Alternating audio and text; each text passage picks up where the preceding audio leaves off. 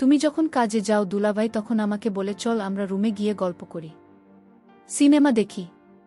তুমি বাসায় না থাকলে দুলাভাই শুধু আমায় তার রুমে ডাকে আর বলে আমার মাথায় কেমন জানি জিন জিন করে ব্যথা করছে, একটু মাথায় মালিশ করে দিত, তাহলে হয়তো মাথা ব্যথাটা কমে যেতে পারে। দুলাভাই বলে তোর বোন তো সারাদিন অফিসের কাজ থাকে, আমার দেখাশোনা তৈরি করতে হবে। 11 বছরের ছোট বোনের মুখে এমন কথা শুনে থমকে দাঁড়ায় মৃত্যু। বোনকে কাছে টেনে নিয়ে মাথায় হাত বুলিয়ে জিজ্ঞাসা করে, হ্যাঁ না বলি না, আমার কি করে এইসব? উনি তোমার ভাইয়ের মতো, তোমায় অনেক স্নেহ করে।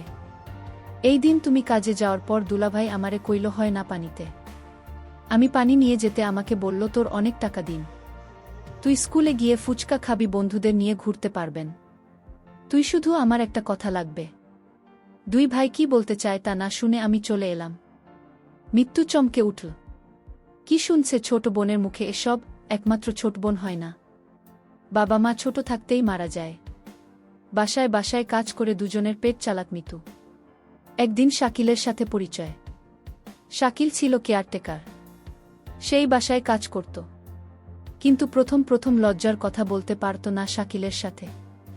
আস্তে আস্তে দুজনের প্রেম করে তারপর বিয়ে। বিয়ের পর থেকেই হয় না ওদের কাছে। 1 বছর হয়েছে। মৃত্যু আসে শাকিলের বিয়ে। নিতু সরকার হলে রান্না সেরে চলে যায় কাজে। শাকিল যে বাসার কেয়ারটেকার সে বাসায় ঘর উঠিয়ে থাকতে দিয়েছে মালিক, তাই শাকিল সারাদিন বাড়িতে থাকে। হয় নাকি একটা স্কুলে ভর্তি করেছেন নিতু। সকাল থেকে 12টা পর্যন্ত স্কুল, বাকিটা সময় ঘরের টুকটাক কাজ করে। হ্যাঁ না দেখতে চমৎকার, কিন্তু মৃত্যু দেখতে তেমন সুন্দর ছিল না। তাছাড়া বাকিটা দুই বোনের একরকম দেখতে, কিন্তু ইদানিং হয় না, একটু বেড়ে উঠেছে।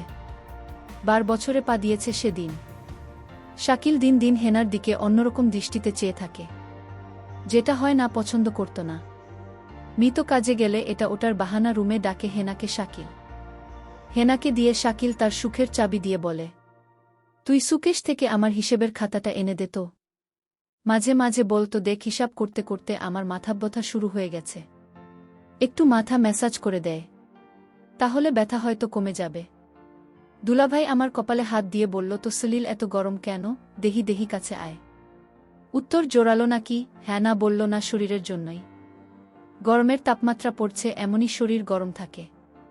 হয় না তার দুলাভাইয়ের বাহানা বুঝতে পারে, তাই তো কিছু না বলে দৌড়াতে দৌড়াতে বাইরে চলে আসে, অপেক্ষা করে বুবুর জন্য। কাজ থেকে সবেমাত্র এসেছে মৃত্যু। মিতু আক্তার হেনা তার বুবুর কাছে এসে কান্না করে বলল, আমি তোমার সাথেও কাজে যাব, আমি বাড়িতে একা একা থাকব না। চটবেন এসব কথা শুনে মনটা এক অজানায় ছটফট করছে। কি করবে এখন মিতু? হ্যাঁ না যে মৃত্যু ছাড়া কেউ নেই। এমন সময়ে শাকিল ঘরে এলো, এসেই ঋতুকে দেখে বলল, মিতু তুমি আছো? হেনার গায়ে জ্বর দেখলাম, তুমি দেহ তোমার আর কি হলো? জ্বর হলে ওই ডাক্তারের কাছে নিতে হইব। মৃত শাকিলের এমন কথা শুনে একটু অবাক হল। কই শাকিলের কথায় তো কোনো খারাপ কিছু নেই, তাহলে কি না ছোট মানুষ হইয়া ভুল কিছু বলল? শাকিল তো হয় না ভালোই চায়, হয় না হয়তো ওর দুলাভাই ভয় পায়, তাই এমন ভুল বুঝো। ছোটবেলা থেকে আমায়া এমন, খুব সহজে যাকে তাকে ভয় পেয়ে বসে। তাই তো মৃত্যু ব্যাপারটা সহজভাবে নিয়ে হেনার গায়ে হাত দিয়ে দেখে সত্যি জ্বর আর অসুর হয়ে গেল। হেনা শাকিলকে ভুল বুঝছে। হয় নাকি মৃত্যু বলল, হ্যাঁ না তোর গায়ে তো সত্যি জল, জলতলে ওষুধ রায় না দেয়। এই বলেই মৃত্যু হয় না কে নিয়ে ডাক্তার দেখাতে চলে গেল। শাকিল মিটমিট করে হেসে দিয়ে বলল, হেনা তুই যতই আমার নামে নাসির করস্তরে আমি একদিন সত্যি সত্যি। যেতে যেতে মৃত্যু হয় না কে বলল, হেনা তুই মানুষটার নামে এমন মিথ্যা কথা কইতে পারি, তোর কত খেয়াল রাখে দেখছ। হ্যাঁ না বলল, বুবু তুমি আমার কথা বিশ্বাস করো, দুলাভাই আমারে খালি তার রুমে ডাকে আর কি জানি বলতে চায়, কিন্তু বলতেও পারে না। আর এ তো দুলাভাই তো ভালো চায় আর এই জন্য তোকে চোখে চোখে রাখে। বোকা মেয়ে, কিছুই বুঝিস না। মিতু ছোট হয় না কে বুঝিয়ে বলল। শাকিল একেবারে সাদাসিধে, ভুলটা হয় না। আমি তো কে বললাম বুঝে দিন কিছু একটা হবে সেদিন আমার কথা বিশ্বাস করবে, তার আগে নয়। বুবু আমায় জারি দিয়ে বলল বাদের সব কথা এখন ডাক্তার দেখাবো। ডাক্তার বলল হয় না শরীরে জ্বর আর তাই তাকে ভালো ওষুধ খাওয়াতে হবে। হেনার জন্য ওষুধ নিয়ে বাসায় চলে আসলাম। হেনার সমস্ত ওষুধের খরচ শাকিল দিল। আমি হেনাকে বললাম, হয় না দেখছিস আমাদের কতকের করে তো দুলাভাই। ওষুধের সমস্ত খরচ শাকিল দিয়ে দিল। বুবু আমার মনের কথাটা বুঝল না। বুবু, তুমি শুধু শাকিল ভাই এর উপরের দিকটা দেখলে, ভিতরের রূপটা দেখলে না। রাতে খাওয়া দাওয়া শেষ করে হয় না, শুয়ে পড়ল। আমি হেনাকে বললাম, কিরে হেনা, তুই ওষুধ খেলি না? ওষুধ না খেলে তোর জোট ভালো হবে না, তুই দিন দিন অসুস্থ হয়ে যাবে। বুবু, আমার গায়ে জ্বর নেই, আমি ওষুধ খাব না, আমি সুস্থ আছি। কি বলছিস পাগলি মেয়ে? ডাক্তার বলল জ্বর আছে, আর সে বলছে জনি। বুবু, জোরাজুরিতে আমি জ্বরের ওষুধ খেয়ে নিলাম। আমার কিছু করার ছিল না। আমি জানতাম আমি যদি ভুল কথা না শুনে বুবু অনেক কষ্ট পাবে, কারণ এই পৃথিবীতে বহুল আমি ছাড়া আর কেউ নেই, আর তাই আমি বুকে কষ্ট দিতে চাই না। কিন্তু বুবু আমার একটা কথা কোনোভাবেই বিশ্বাস করছে না। কিন্তু বিশ্বাস করবে সেদিন, যেদিন আমার একটা কিছু হবে, তার আগে না। কিছুদিন পর বুবুর অফিস বন্ধ দিয়েছিলে 1 সপ্তাহে। সারাদিন বহু বাড়িতে থাকত। আমি স্কুলে যেতাম আর 12টা বাজে চলে আসতাম। কিন্তু বুবু এই 1 সপ্তাহ বাড়িতে থাকতে শাকিল ভাই কেমন জানি হয়ে গেছে। দুলাভাই মেজাজ দেখে খিটখিটে হয়ে গেছে। আমার মনে হয় বহু বাড়িতে থাকায় দুলাভাই এটা কিছুতেই সহ্য করতে পারছে না। পরদিন আমি স্কুল থেকে ফিরলাম, রুদ্র দিয়ে আসলাম। শরীর গরমে মনে হয় পুড়ে যাচ্ছে। দুলাভাই তখন আমার কপালে হাত দিয়ে বলল, সর্বনাশ, মেয়েটা তো আজ জ্বরে পুড়ে যাচ্ছে, তাড়াতাড়ি চলো ডাক্তারের কাছে নিয়ে যাই। বুবু তখন বলল, তুমি হেনাকে নিয়ে ডাক্তার দেখিয়ে আসো, আমি বাড়ির রান্না ভাঙার কাজটা সেরে নিই। হয় না, তখন আমায় বলল, বুবু আমার জ্বর হয়নি, আমি ডাক্তারের কাছে যাব না। বুবু, তুমি কেন বোঝো না আমার কথা? 2 ভাই শুধু অন্যথায় ডাক্তারের কাছে আমায় নিয়ে যায়, আমার শরীরের জন্যেই। বুবু, আমি ডাক্তারের কাছে যাব না। দুলাভাই বলল, আচ্ছা তুমি যখন যেতে চাচ্ছ না, তাহলে আমি গিয়ে ওষুধ নিয়ে আসি। গুরু বলল, দেখছিস তো দুলাভাই কত ভালো, তোর একটু সমস্যা হলেই তোর জন্য কত কিছু করে।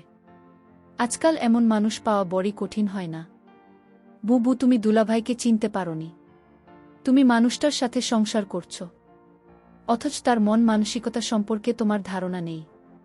বুবু, বুবু, দুলাভাই তোমার সামনে আমার সাথে ভালো আচরণ করে। চুপ কর তো, 2 ভাইয়ের নামে কোনো বদনাম করবেন না। আমি বকুল কথা শুনে অবাক হলাম আর মনে মনে বললাম, বুঝবে বুঝবে, সময় হারিয়ে সবই বুঝবে। আমার কথার কোনো মূল্য তুমি আজ দিচ্ছ না। পরদিন বুবু হঠাৎ অসুস্থ হয়ে পড়ে, বিছানা থেকে উঠতে পারছে না, শরীরে একটু শক্তি নেই, গোবর শরীরে প্রচণ্ড জ্বর চলে আসছে। দুলাভাই বুবুর অসুস্থতা দেখেও বলছে, আমার আজ একটা জরুরি কাজ আছে বাইরে, আমার আসতে একটু লেট হবে। দুলাভাইকে বললাম, বধূর গায়ে তো জ্বর আসছে, বুকে ডাক্তারের কাছে নিয়ে যেতে হবে।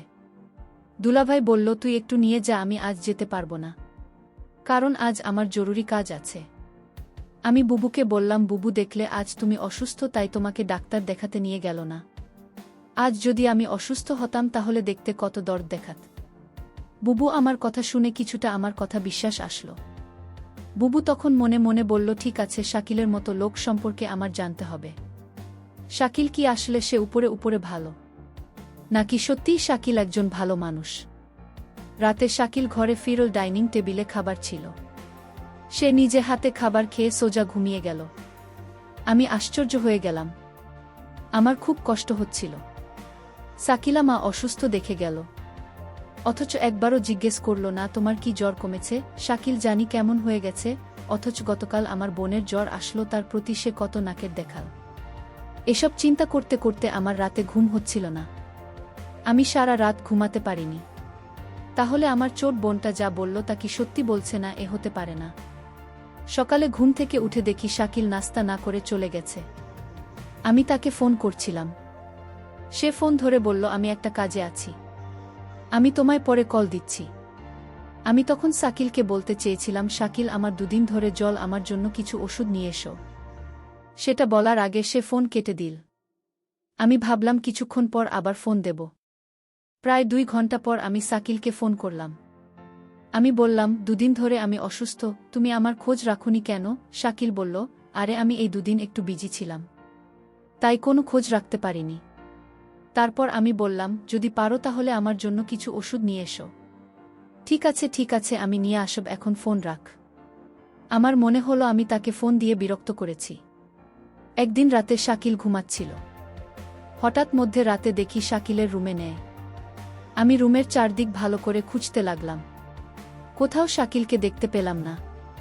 তারপর দরজা খুলে রুম থেকে বের হয়ে দেখলাম হয় না দরজার কাছে গিয়ে হেনাকে ডাকছে। আমি বললাম, শাকিল তুমি হয় নাকে ডাকছো কেন? শাকিল আমাকে দেখে চমকে গেল। শাকিল বলল, আর বলো না, হয় না ঘরে আমার ল্যাপটপটা রাখা ছিল, তাই হেনাকে ডাকছি। কারণ ল্যাপে অনেক হিসেব পড়ে রয়েছে, তা আজ রাতের শেষ করে অফিসে জমা দিতে হবে। শাকিল তুমি আমার সাথে মিথ্যা বলো না। আমি জানি তুমি জব করো না, আর তাহলে তোমার অফিসে কিসের কাজ? মিতু তুমি আমার মুখের উপর তর্ক করো না। আমি যা বলেছি তাই সত্যি, আমি নতুন একটা অফিসে জব নিয়েছি। আমি তার সাথে আর কথা বাড়ালাম না। শাকিলের প্রতি আমার সন্দেহ মাত্রাটা বেড়ে চল। এখন শাকিলকে আমার তেমন বিশ্বাস হয় না। কখন কি করে বসে তার কোনো ঠিক নেই। আমি শাকিলকে বললাম, যেহেতু তুমি একটা চাকরি পেয়েছ তাহলে আমার আর কাজের দরকার কি?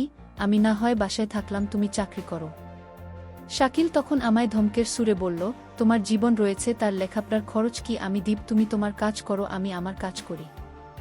শাকিলের কথা শুনে বুঝতে পারলাম তার আসল চেহারাটা বের হয়ে আসছে ধীরে ধীরে। আমি বললাম, ঠিক আছে শাকিল, তোমার কোনো চাকরি করতে হবে না, আমি তো আছি। দেখলাম শাকিল অনেক খুশি হয়ে গেল। পরদিন আমি কাজে চলে গেলাম। বাড়িতে হয় না আর শাকিল। আমার এই দিন কাজে কিছুতেই মন বসছিল না, কারণ আমার খুব চিন্তা হচ্ছিল আমার বোনটাকে নিয়ে। আমি যেখানে কাজ করতাম সেই মালিককে বললাম, আজ আমায় একটু আগে ছুটি দিয়ে দেন, আমার বাসায় একটু সমস্যা। মালিক বলল, ঠিক আছে, আজ তোমাকে আগে ছুটি দিয়ে দেব। কোনো রকম অফিসের সময়টা গেল। আমার ডিউটি হচ্ছে সকাল 8টা থেকে রাত 8টা, কিন্তু আজ আমি বিকাল 4টায় ছুটি নিয়ে বাসায় চলে আসলাম। বাসায় এসে দেখি বাড়িতে কেউ নেই, একদম নিবিড়। আমি হেনাকে ডাকছি, হয় না কোথায় তুই? আবার শাকিলকে ডাকছি, শাকিল কোথায় তুমি? আমি কারো সাড়া শব্দ পেলাম না। সমস্ত বাড়ি খুঁজছিলাম, কাউকে দেখতে পাচ্ছিলাম না। শুধু একটা জায়গা বাকি ছিল, আর সেই জায়গাটা হল বাথরুম। আমি বাথরুমের দিকে গেলাম, গিয়ে যা দেখলাম তা দেখে আমার মনে হচ্ছিল আমার দম আটকে গেল। আমি দেখলাম হয় না একপাশে পড়ে আছে। আমি দৌড়ে কাছে গিয়ে হেনাকে ডাকলাম, হয় না বোন আমার, তোর কি হয়েছে? হেনার কোনো সাড়া শব্দ নেই। চিৎকার করে হেনাকে ডাকছি, হয় না উত্তর। কি হয়েছে বোন? আমি কথা দিচ্ছি আমি আর কোনোদিন তোদের বাসায় একা রেখে কাজে যাব না। লক্ষ্মী বোন আমার, তুই আমার সাথে রাগ করিস না। হয় না মুখ দিয়ে কোনো কথাই বেরোচ্ছিল না। একটা সময় বুঝতে পারলাম হয় না আর নেই। হ্যাঁ না আমার সাথে অভিমান করে চলে গেছে। হ্যাঁ না মরে গেছে। আমি কাঁদছিলাম আর বলছিলাম, হয় না বোন আমার, তুই একবার উঠে যে, আমি কথা দিচ্ছি এখনই তোকে নিয়ে অন্য কোথাও চলে যাব। হ্যাঁ না আমার কথা শুনছিল না। শুনবে কি করে, সে তো মরে গেছে। আমি হেনার হাতে একটা চিঠি দেখতে পেলাম।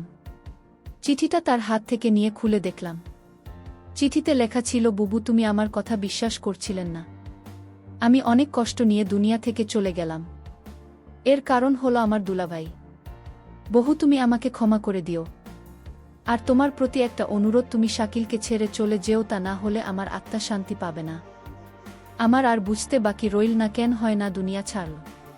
কি ঘটেছিল? আমার বোন ঠিকই বলেছিল বুবু, তুমি সময় হারিয়ে সব বুঝবে। আজ আমার বোনের কথার ফল আমি পেয়ে গেলাম, কিন্তু আমি এর শেষ দেখে ছাড়ব। আমি শাকিলকে খুঁজতে লাগলাম। আমি শাকিলকে কোথাও খুঁজে পাচ্ছিলাম না। তারপর আমার বোনের হাতে চিঠি দিয়ে শাকিলের নামে মামলা করলাম। শাকিলের সারা জীবনের জেল হয়ে গেল। বন্ধুরা, আমি কষ্ট করে তোমাদের জন্য গল্প তৈরি করি। যদি গল্পটি ভালো লাগে তাহলে ভিডিওতে একটি লাইক করে পাশে থাকবেন। আর এরকম নতুন নতুন গল্প পেতে আমার চ্যানেলটি সাবস্ক্রাইব করে পাশে থাকবেন। ধন্যবাদ।